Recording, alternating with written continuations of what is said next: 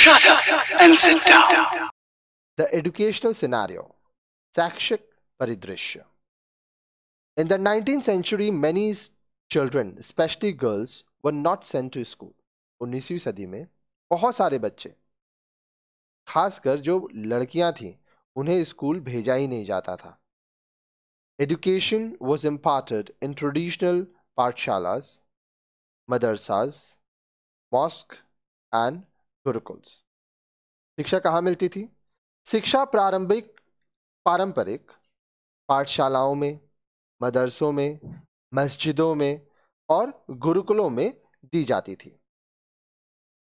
Religious education was imparted along with subjects like Sanskrit, grammar, arithmetic, religion and philosophy. अब देखिए, धार्मिक शिक्षा दी जाती थी और उसके साथ साथ कुछ सब्जेक्ट होते थे जैसे संस्कृत, ग्रामर, अरिथमेटिक, रिलीजन और फिलॉसफी. ठीक है. Science and technology had no place in the curriculum. उस समय विज्ञान और प्रौद्योगिकी, साइंस एंड टेक्नोलॉजी नहीं पढ़ाया जाता था, उसकी कोई जगह ही नहीं थी. Many superstitious belief existed in the society. समाज में बहुत तरह का अंधविश्वास फैला हुआ था. In certain communities girls were not allowed to be educated.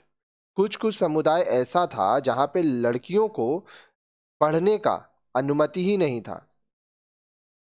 It was thought that educated women would soon become widows after marriage. ऐसा माना जाता था कि अगर लड़की पढ़ लिख लेगी तो वो शादी करते ही विधवा हो जाएगी. But in reality, lack of education and awareness was the root cause of social and religious backwardness among the Indians. But लेकिन वास्तविकता में अब देखिए, lack of education, पढ़ाई लिखाई नहीं की है महिलाएं, उनको चीज़ों के बारे में जानकारी ही नहीं है, जागरूकता ही नहीं है. इसके वजह से भारत में रहने वाले लोग, भारतीय समाज, भारतीय धर्म बहुत ही पिछड़ा था. So it was important to promote modern education. तो इसलिए ज़रूरी था कि जो विकसित शिक्षा है, आधुनिक शिक्षा है, उसको बढ़ावा दिया जाए. All socio-religious reformers, whether Hindus, Muslims, Sikhs or Parsis, aimed at the spread of modern education. इसीलिए जितने भी सामाजिक धार्मिक सुधारक थे, उनका ये विश्वास था, चाहे वो हिंदू हो, मुस्लिम हो, सिख हो, ईसाई हो, पारसी हो, वो चाहते थे कि आधुनिक शिक्षा दी जाए.